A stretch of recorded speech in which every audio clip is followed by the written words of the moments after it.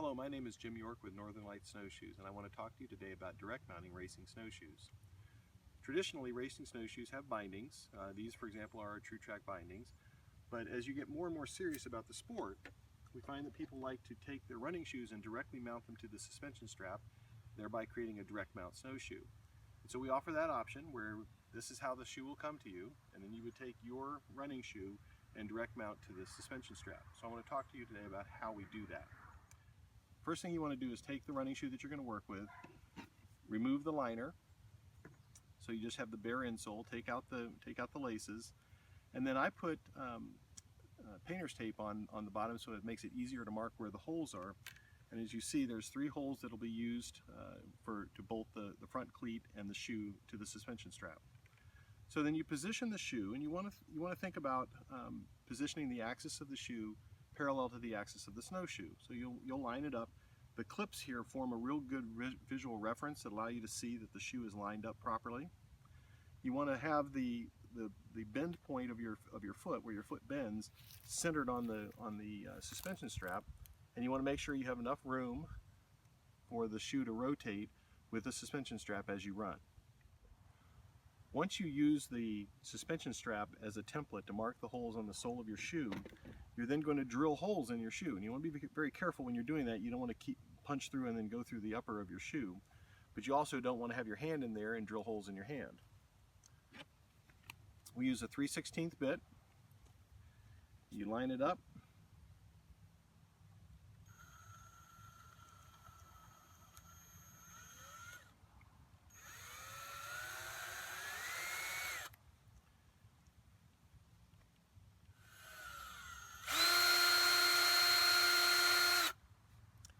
And you want to make sure to drill it out enough that the hole doesn't close back over itself, making it impossible to get the bolt through. You just take your time with it.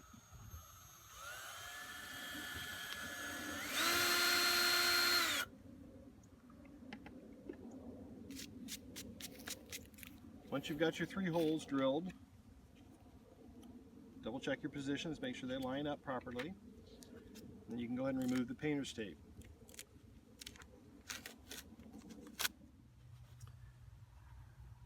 Now, in the bag of hardware that comes with the shoe,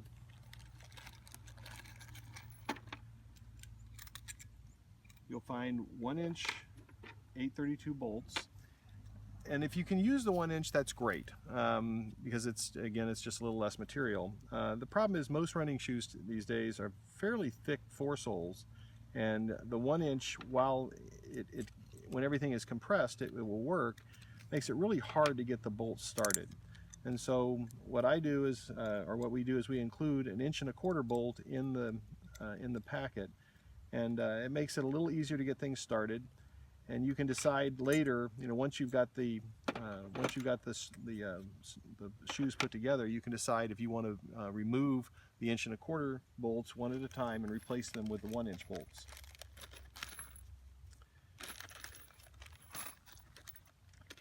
Another thing that you'll find in the bag of hardware are little number 8 washers, and it's really a matter of personal preference if you want to use those or not.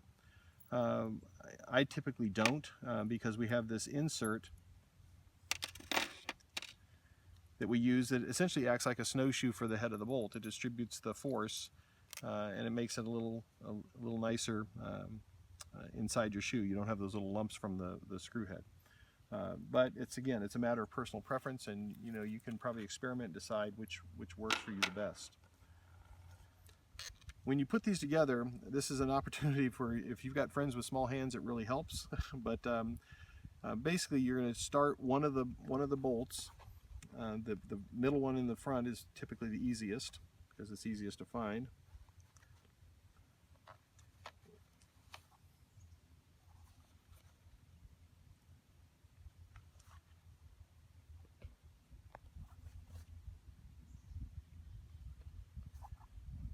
And then you can use that as a template to line up for the other holes.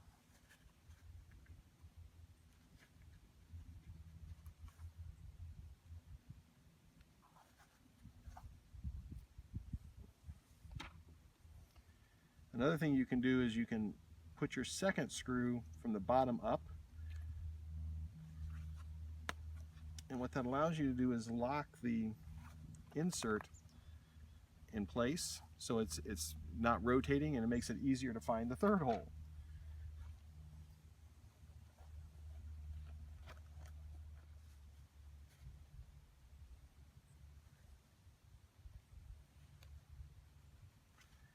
And notice that I said easier, not easy. Once you've got your bolts in, line it up with the suspension strap.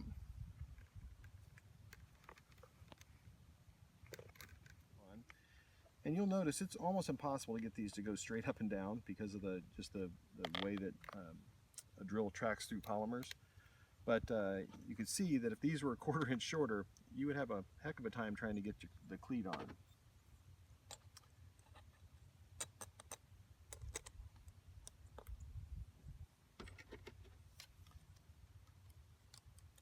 Put on the cleats, put on the snow release, and then you just basically start the nuts.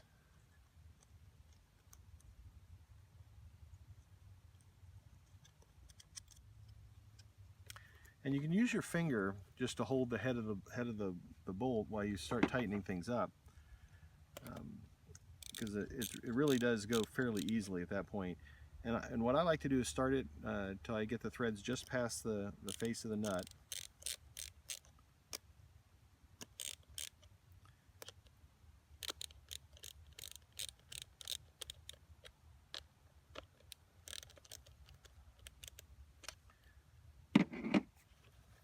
At that point, put a little thread locker on it. I use the blue medium strength. You can use the red if you want, but when you use the red thread locker, it's pretty well permanent, and so you're going to have a heck of a time trying to get these off if you want to replace the shoes. Essentially, you have to cut them off and then get a socket set on it, because the red thread locker is very permanent. And you want to tighten it until you can't hold the head of the bolt with your finger anymore, that it starts rotating. Because if you tighten this too much, you can pull the head of the bolt right through the sole of the shoe, even with that insert in place, and it'll wreck your shoes.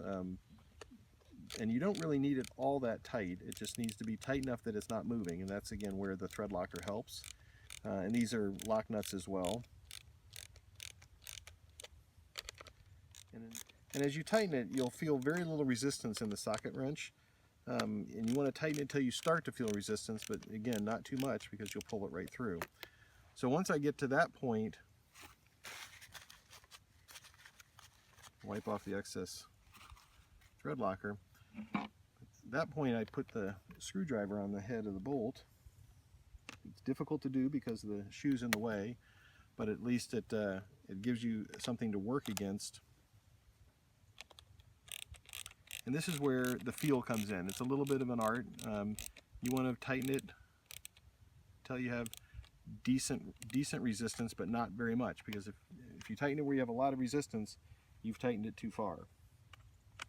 And as you first put these together, as you first mount them, what you can do, or what you should do, is mount the shoes on the snowshoe and go run a mile or so, and then take it off and tighten things back up, make sure everything is working properly.